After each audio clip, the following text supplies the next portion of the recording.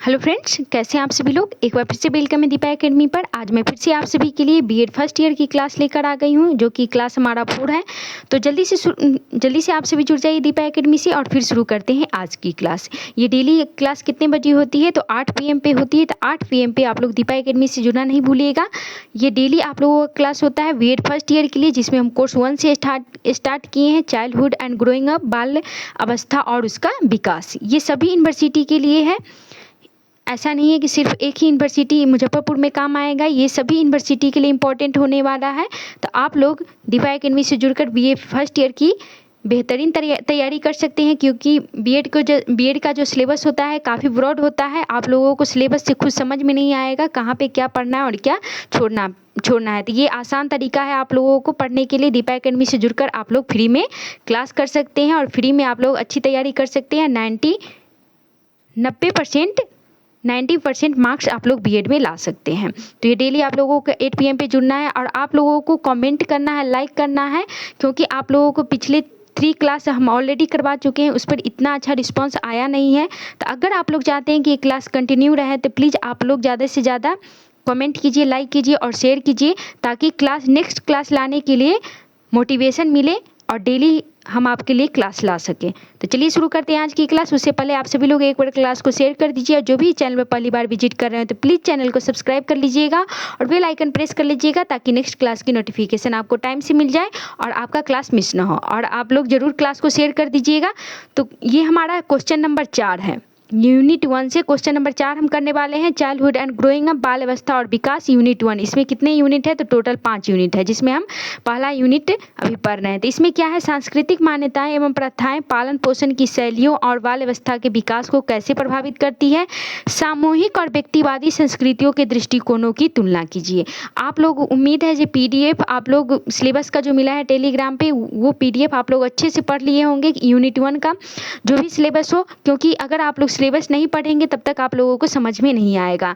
Syllabus का class हम already करवा चुके हैं और उसका PDF आप लोगों को टेलीग्राम पे मिल जाएगा। इसके लिए आप लोगों को इसी वीडियो के डिस्क्रिप्शन बॉक्स में आप लोगों को टेलीग्राम चैनल का लिंक मिल जाएगा, उसमें आप लोगों को फॉलो कर लेना है और वहाँ पे आप लोगों को PDF मिल जाएगा सिलेबस का। आप लोग उसे अच्छे से पढ़ लीजिएगा और उसको एक PDF आप लोग अपने नोट्स में भी लिख के रख लीजिएगा।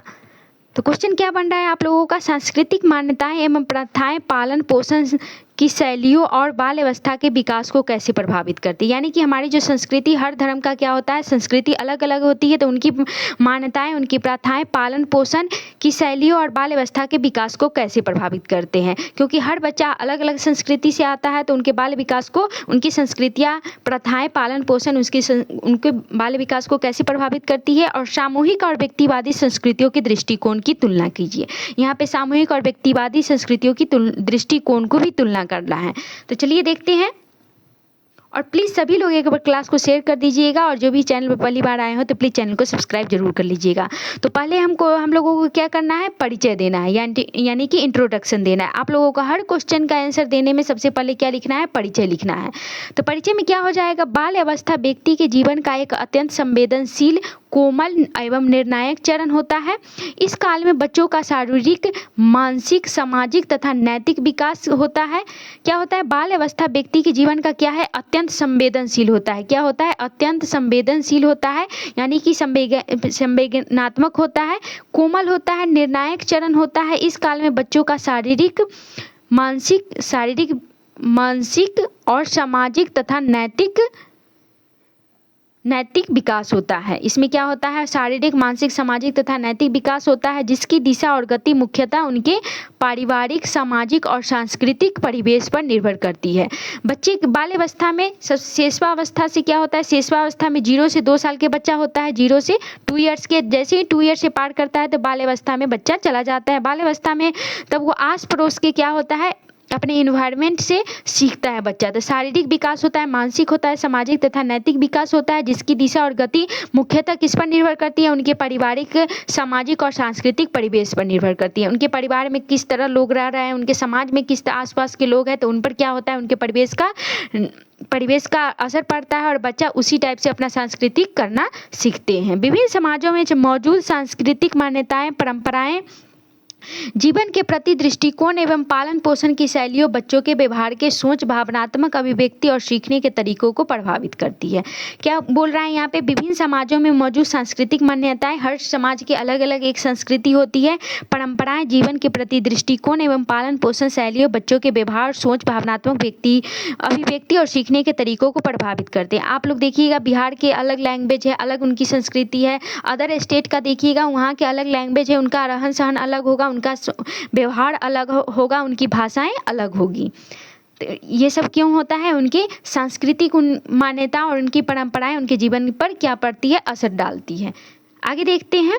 आगे है सांस्कृतिक एवं सामाजिक संरचनाएं होते हुए यह तय करती है कि बच्चे को कैसे बड़ा किया जाएगा। यह सांस्कृतिक और सामाजिक क्या तय करती है कि बच्चों को हमें कैसे बड़ा करना है, किन मूल्यों की शिक्षा दी जाएगी और उसे समाज में क्या भूमिका निभानी है। क्या करते हैं पेरेंट्स? जिस समाज से आते हैं उसी समाज और संस्कृति से बच्चों का पालन पोषण करते हैं और किन मूल्यों की शिक्षा दी जाएगी और उसे समाज में क्या भूमिका निभानी है। इस उत्तर में हम यह विश्लेषण करेंगे कि कैसे सांस्कृतिक मान्यताएं और प्रथाएं पालन पोषण की शैली बाल अवस्था के विकास को प्रभावित करती है और सामूहिक बनाम व्यक्तिवादी संस्कृतियों की तुलना करेंगे। यहाँ पे हम लोग क्या करेंगे? विश्लेषण करेंगे कैसे सांस्कृतिक मान्यताएं और प्रथाएं पालन पोषण की शैली और बाल अवस्था के विकास को प्रभावित करती है और साथ में हम सामूहिक और व्यक्तिवादी संस्कृतियों की भी तुलना करेंगे, जो कि हम लोगों से क्वेश्चन में पूछा गया है। आगे देखते हैं। आगे परिभाषा है। पहला है संस्कृति। संस्कृति का परिभाषा क्या हो जाएगा? संस्कृति का आशय उस जीवन शैली, विश्वास, मूल्य और रीति रिवाज, परंपराएं, भाषाएं और व्यवहार के उस संपूर्ण ढांचा से है जिसे व्यक्ति समुदाय द्वारा अपनाया गया हो और जो पीढ़ी पर पीढ़ी हस्तांतरित होती हो। यहाँ पे क्या वो होगा? संस्कृति का परिभाषा। संस्कृति का आशय उस जीवन शैली से है, विश्वास, मूल्य, रीति रिवाज, परंपराएं, भाषा और व्यवहार के उस संपूर्ण ढांचे से है जिसे किसी समुदाय द्वारा अपनाया गया हो और जो पीढ़ी दर पीढ़ी हस्तांतरित होती रहती है। यानी कि जो कि संस्कृति हम लोग, जो हमारे दादा परदादा है, उनसे भी उनके पापा मम्मी, जो उनकी जो संस्कृति है वो क्या है? पीढ़ी दर पीढ़ी चलती आ रही है, जो कि अभी तक हमारे साथ है। फिर हमसे क्या होगा? आगे नए पीढ़ी में जाएगा। आगे देखते हैं।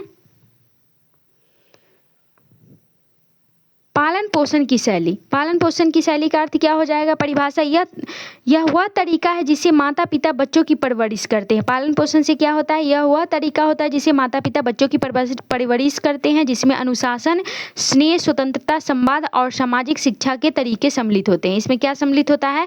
अनुशासन, स्नेह, स्वतंत्रता, संवाद और सामाजिक शिक्षा। यानी संवाद क्या होगा? संप्रेषण यानी कि भाषा, जिससे हम लोग अपने मन की विचारों को दूसरे तक पहुंचाते हैं। और सामाजिक शिक्षा के तरीके सम्मिलित होते हैं। ब्राउमिंड के पालन पोषण की 4 प्रमुख शैलियां हैं। ये क्या है? मनोवैज्ञानिक का नाम है ब्राउमिंड ने पालन पोषण की 4 प्रमुख शैलियां बताई है। वो कौन सा है? सत्तावादी है, दूसरा उदार है और तीसरा उपेक्षात्मक है और चौथा है अति सहिष्णुता। ये मनोवैज्ञानिक का नाम आप लोगों को क्या है? याद रखना है, इसलिए नोट्स आप लोग बनाते चले जाइएगा। इन्होंने 4 पालन पोषण की प्रमुख शैलियां बताई थी। पहला है सत्तावादी, दूसरा है उदार और तीसरा है उपेक्षात्मक और अति सहिष्णुता। देखते हैं आगे।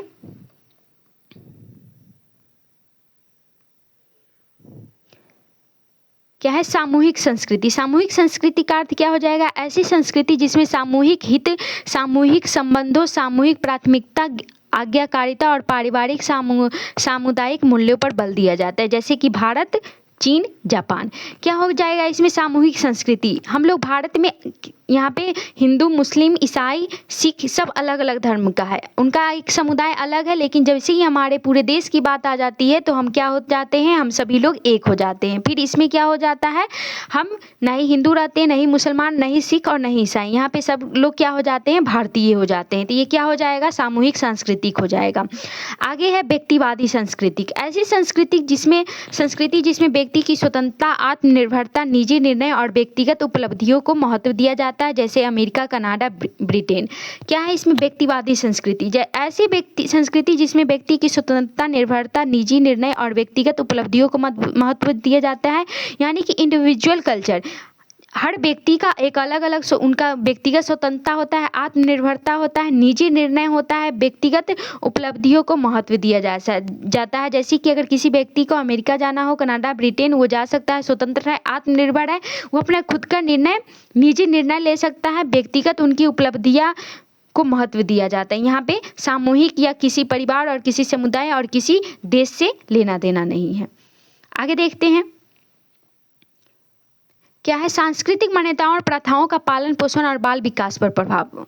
अब क्या है सांस्कृतिक मान्यताओं और प्रथाओं का पालन पोषण और बाल विकास पर क्या प्रभाव पड़ता है। तो पहला है व्यवहारिक अपेक्षाएं। क्या हो जाएगा व्यवहारिक अपेक्षाएं।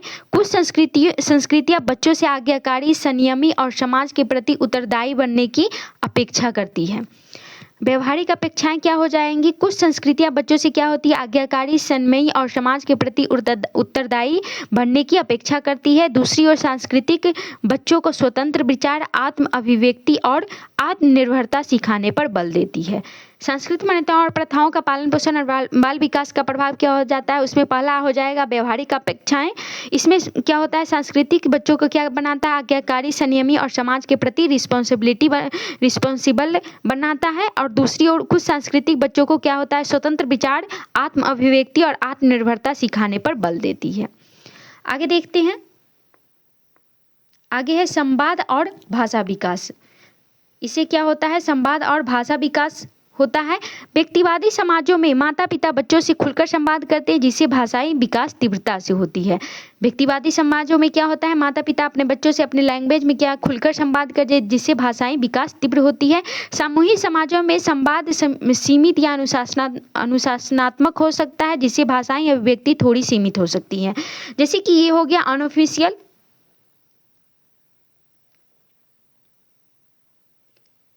आप लोगों को माता पिता यानी कि अगर हम लोग अपने लैंग्वेज में बात करते तो ये क्या हो जाएगा अनऑफिशियल। ये क्या हो जाएगा ऑफिशियल। ये हो जाएगा अनौपचारिक।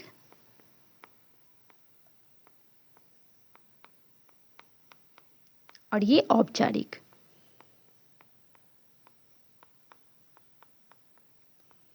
इसमें क्या हो जाएगा व्यक्तिवादी समाजों में माता पिता बच्चों से खुलकर संवाद करते हैं जिससे भाषाई विकास तीव्रता से होती है। जैसे कि हम अपने दोस्त से अपने माता पिता से क्या करते हैं खुलकर संवाद करते हैं। यहाँ पे क्या हो जाएगा सामूहिक समाजों में संवाद सीमित या अनुशासनात्मक होता है जिससे भाषाई अभिव्यक्ति थोड़ी सीमित होती है। जिससे कि हम लोग स्कूल में बात करते हैं अपने ऑफिस में बात करते हैं तो ये क्या हो जाएगा ऑफिशियल हो जाएगा औपचारिक। जिसमें हम लोग क्या सेकेंडरी लैंग्वेज का यूज करते हैं और सीमित जितना हमारा काम होता है उतना ही बात करते हैं। आगे देखते हैं शैक्षणिक दृष्टिकोण। क्या हो जाएगा शैक्षणिक दृष्टिकोण। सामूहिक संस्कृतियों में शिक्षा को सामाजिक प्रतिष्ठा से जोड़ा जाता है और समूह का गौरव बनाए रखने के लिए बच्चों पर अधिक दबाव डाला जाता है। क्या हो जाएगा शैक्षणिक दृष्टिकोण में सामूहिक संस्कृतियों में शिक्षा को सामाजिक प्रतिष्ठा से जोड़ा जाता है और समूह का गौरव बनाए रखने के लिए बच्चों पर अधिक दबाव डाला जाता है। व्यक्तिवादी समाज शिक्षा को व्यक्तिगत विकास का माध्यम बनाता है जहाँ करियर चयन में स्वतंत्रता होती है। आगे देखते हैं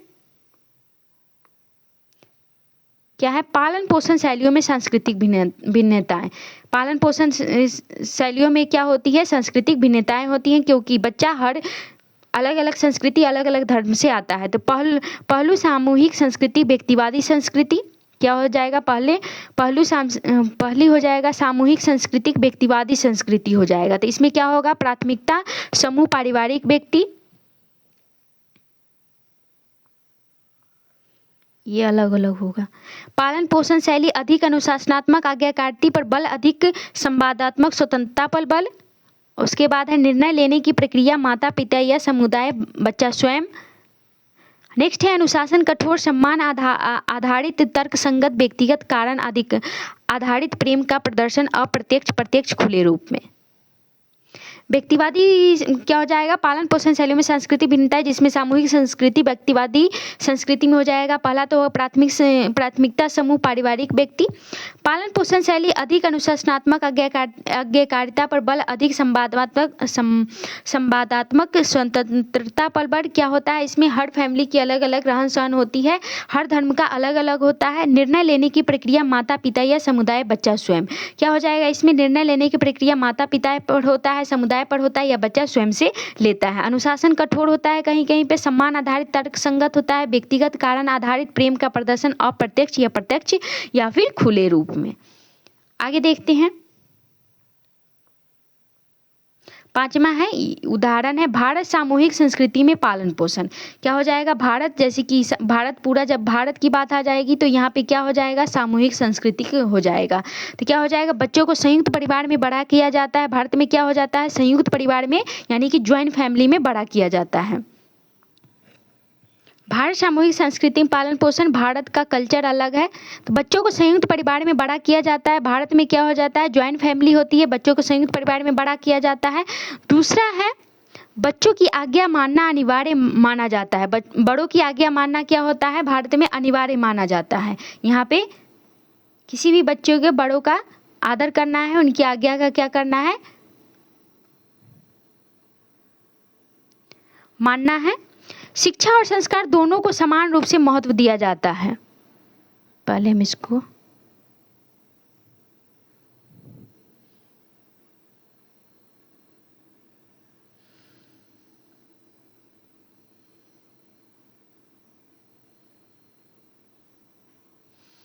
क्या यहाँ पे है, बड़ों की आज्ञा मानना क्या होता है, भारत में हमें अनिवार्य है, कंपलसरी है। हम किसी भी बड़ों का बात को हम लोग क्या कर सकते हैं, काट नहीं सकते। अगर आपने अपने बड़ों की घर में बात काटी तो क्या हो जाएगा, आपको मुक्के घुस्से से मारा जाएगा और फिर आप लोगों को घर से भी निकाल दिया जाएगा। नेक्स्ट है शिक्षा और संस्कार दोनों को समान रूप से महत्व दिया जाता है। भारत में हमें संस्कार और शिक्षा दोनों को समान रूप से महत्व दिया जाता है।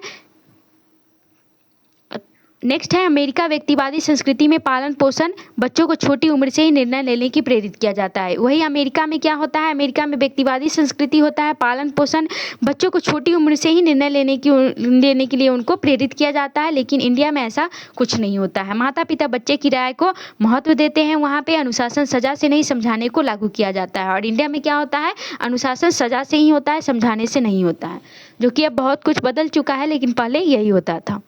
आगे देखते हैं, बाल अवस्था विकास पर प्रभाव। बाल अवस्था और विकास पर क्या प्रभाव पड़ता है, संस्कृति का विकास का क्षेत्र, सामूहिक संस्कृति का प्रभाव, व्यक्तिवादी संस्कृति का प्रभाव। बाल अवस्था पर विकास पर प्रभाव, जिसका क्षेत्र सामूहिक संस्कृति और व्यक्तिवादी संस्कृति पर, बाल अवस्था पर क्या प्रभाव पड़ता है। सामाजिक विकास सामाजिक उत्तरदायित्व, अधिक व्यक्तिगत सीमाएं, स्पष्ट भावनात्मक विकास, भावना नियंत्रण सिखाया जाता है। भावना की स्वतंत्र अभिव्यक्ति, संज्ञानात्मक विकास, समूह अनुभव आधारित शिक्षा, जिज्ञासा व स्वतंत्र सोच पर बल दिया जाता है। सामूहिक संस्कृति और व्यक्तिगत संस्कृति बाल्य अवस्था पर, बाल्य विकास पर क्या प्रभाव डालती है, तो सामाजिक विकास, सामाजिक उत्तरदायित्व, यहाँ पे सामाजिक विकास हो जाएगा, सामाजिक उत्तरदायित्व, अधिक व्यक्तिगत सीमाएं, स्पष्ट भावनाएं विकास, भावना नियंत्रण सिखाया जाता है। भावना की स्वतंत्र अभिव्यक्ति, संज्ञानात्मक विकास, समूह अनुभव आधारित शिक्षा की जिज्ञासा व स्वतंत्र सोच पर बल दिया जाता है।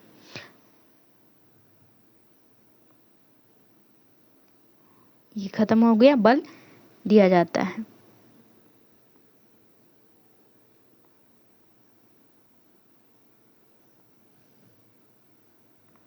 निष्कर्ष से पहले आप लोगों को एक और बात बता दूं कि ये पीडीएफ आप लोगों को चाहिए तो आप लोगों को 49 रुपीज़ पे करना पड़ेगा। ओनली 49 रुपीज़ पे करना है, इससे ज़्यादा आप लोगों को पे नहीं करना है। इसके लिए आप लोग टेलीग्राम चैनल को फॉलो कर लीजिएगा, वहाँ पे आप लोग मैसेज कीजिएगा कहाँ पे करना है, आप लोगों को कैसे पीडीएफ मिलेगा, ये सारी इन्फॉर्मेशन आपको वहाँ पे बता दी जाएगी। क्योंकि ये पीडीएफ टाइपिंग करने में पैसा लगता है, कुछ मेहनत भी लगता है, तो इसके लिए आप लोगों को अगर पीडीएफ चाहिए, और पीडीएफ सिर्फ एक पीडीएफ का आप लोगों को 49 रुपीज़ नहीं देना है, C1 से और टू C6 तक। अगर आप लोगों ने सिर्फ 49 रुपीज़ पे किया था, इससे आप लोगों को कोर्स 1 से कोर्स 6 तक आप लोगों को पीडीएफ मिलेगा। वो भी पूरा पीडीएफ आप लोगों को सॉफ्ट कॉपी में आप लोगों को भेज दिया जाएगा। और 49 रुपीज़ ज़्यादा नहीं है, सिर्फ एक कोर्स का नहीं, यहाँ पे कोर्स 1 से कोर्स 6 तक आप लोगों को मिलेगा पीडीएफ सिर्फ 49 रुपीज़ में। और मुझे लगता है पूरे वाईटी पे कोई भी ऐसा नहीं होगा चैनल जो कि आप लोगों को बीएड के फर्स्ट ईयर की क्लास फ्री में करा रहा होगा या फ्री में आप लोगों को इतना चीज़ें उपलब्ध करा रहा होगा। मुझे नहीं लगता कि पूरा इंडिया में कोई ऐसा होगा, लेकिन यहाँ दीपा एकेडमी पर आप लोगों को फ्री में मिल रहा है, तो फ्री की चीज़ों का कदर करना चाहिए। आप लोगों को क्लास में आइए, कंटिन्यू आइए और कमेंट में आप लोग फीडबैक जरूर दीजिएगा क्लास कैसा लग रहा है। सिर्फ आप लोगों को पीडीएफ के लिए 49 रुपीज़ पे करना है और वो भी कोर्स 1 से कोर्स 6 तक, सिर्फ कोर्स 1 का नहीं। आप लोगों को कोर्स 1 से कोर्स 6 तक पीडीएफ मिलेगा सिर्फ 49 रुपीज़ में। कोई आप लोगों को बीएड का रेगुलर क्लास फ्री में वाईटी पे कराने वाला नहीं है, सिर्फ डेमो क्लास कराएगा 1 से 2, उसके बाद आप लोगों को बोलेगा कि आप लोग बैच खरीदिए। यहाँ पे आप लोगों को फ्री में मिलेगा, आप लोगों को C6 तक क्लास मिलेगा। उसके बाद उसके बाद असाइनमेंट में भी आपको हेल्प मिलेगी। असाइनमेंट के लिए भी आप लोगों को लिखा लिखाया कॉपी का पीडीएफ मिलेगा। ऑब्जर्वेशन के कॉपी में भी क्या लिखना है, कैसे लिखना है, उसका भी लिखा हुआ कॉपी आप लोगों को मिलेगा। तो प्लीज़ सभी लोग एक बार क्लास को लाइक कर दीजिए, शेयर कर दीजिए और चैनल को सब्सक्राइब कर लीजिए। निष्कर्ष आप लोगों को हर क्वेश्चन के लास्ट में लिखना है। अगर आप लोग निष्कर्ष नहीं लिखते हैं तो आप लोगों को 5 से 10 नंबर काट लिया जाएगा। सांस्कृतिक मान्यताएं और प्रथाएं किसी भी समाज में बच्चों की परवरिश की नींव होती है। क्या होता है? सांस्कृतिक मान्यताएं और प्रथाएं किसी भी समाज में बच्चों की परवरिश की नींव होती है। इनका गहरा प्रभाव बच्चों की सोच, भावनाओं, व्यवहार और शिक्षा और आत्मनिर्भरता पर पड़ता है। सामूहिक संस्कृति बच्चों को सामाजिक उत्तरदायित्व, सहयोग और समूह के प्रति वफादारी सिखाती है, जबकि व्यक्तिवादी संस्कृतियां स्वतंत्रता, आत्मनिर्भरता और आत्म अभिव्यक्ति पर बढ़ावा देती है। तो क्या है निष्कर्ष? सांस्कृतिक मान्यताएं और प्रथाएं किसी भी समाज में क्या होता है? बच्चों की परवरिश की नींव होती है। इनका गहरा प्रभाव बच्चों की सोच, भावनाओं, व्यवहार, शिक्षा और आत्मनिर्भरता पर पड़ता है। सामूहिक संस्कृति बच्चों को सामाजिक बनाती है, उत्तरदायित्व बनाती है, सहयोग करना सिखाती है और समूह के प्रति वफादारी सिखाती है, जबकि व्यक्तिवादी संस्कृतियां स्वतंत्र रहना, आत्मनिर्भर बनना और आत्म अभिव्यक्ति को बढ़ावा देती है। साथ में आप लोगों को हम थोड़ा सा और इसमें मॉडिफाई कर रहे हैं पीडीएफ में। आप लोगों को डायग्राम भी मिला जाएगा, क्योंकि अगर बीएड के एग्जाम में अगर आप लोग डायग्राम बनाते हैं तो आप लोगों को एक्स्ट्रा नंबर दिया जाता है। तो पीडीएफ में हम डायग्राम भी लाएंगे कल से क्लास में। तो आप लोगों को इसके लिए मेरा मोटिवेशन बना रहे, इसलिए आप लोगों को क्या करना है, कमेंट कीजिए, लाइक कीजिए और क्लास को शेयर कीजिए। ज़्यादा से ज़्यादा क्लास पर क्या हो, रिस्पॉन्स है। इस प्रकार यह आवश्यक है कि शिक्षाविद, माता पिता और नीति निर्माता इन सांस्कृतिक विविधताओं को समझे और बाल विकास को एक समग्र दृष्टिकोण से देखे, जिससे बच्चों की सांस्कृतिक, सामाजिक संरचना और व्यक्तिगत आवश्यकताओं को ध्यान में रखा जाए। क्या है? इस प्रकार यह आवश्यक है कि शिक्षाविद, माता पिता और नीति निर्माता इन सांस्कृतिक विविधताओं को समझे और बाल विकास को एक समग्र दृष्टिकोण से देखिए। क्या है इसमें? माता पिता, नीति निर्माता हो गया, टीचर हो गए, आस पड़ोस के लोग हैं, कोई सांस्कृतिक विविधताओं को समझे और बाल विकास के एक समग्र दृष्टिकोण से देखिए। क्या देखे? एक समग्र दृष्टिकोण से देखे, जिससे बच्चों की सांस्कृतिक, सामाजिक संरचना और व्यक्तिगत आवश्यकताओं को ध्यान में रखा जाए। ये हमारा निष्कर्ष था। तो ये आज हो गया हमारा क्लास ख़त्म। कंटेंट और क्लास कैसा लगा, इसमें हम लोग अब इसमें डायग्राम भी जोड़ेंगे, ताकि आप लोगों को डायग्राम्स बनाएंगे अगर आप लोग, ताकि अभी से ही डायग्राम बनाना सीख जाएंगे, तभी आप लोगों को एग्ज़ाम के टाइम अच्छे से एग्ज़ाम में आप लोग बना पाएंगे। क्लास और कंटेंट अच्छा लगे तो लाइक कीजिए, शेयर कीजिए और चैनल को सब्सक्राइब कीजिए। और फीडबैक बहुत ही इंपॉर्टेंट होता है, इसलिए फीडबैक आप लोगों को कंपल्सरी है देना। और क्लास के अंत तक बने रहने के लिए थैंक यू सो मच। मिलते हैं नेक्स्ट क्लास में। जय हिंद, जय भारत।